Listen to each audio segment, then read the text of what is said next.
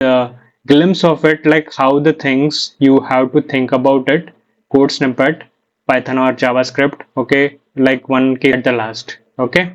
So let me know and comment down below, folks, like, are you curious to know about various sectors, the agenda part? Then I will never look at code comments the same way again after learning this. Imagine walking into a library, but instead of clear sections, you see vague and confusing labels everywhere. Sounds like a nightmare, right? Well, that's what over-commenting in code can feel like. Most people think comments are there to save the day, but often they become outdated and misleading, just like those confusing library labels.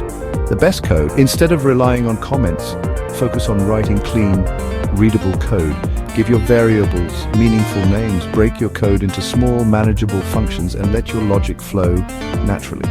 If not, rewrite your code instead of adding more labels.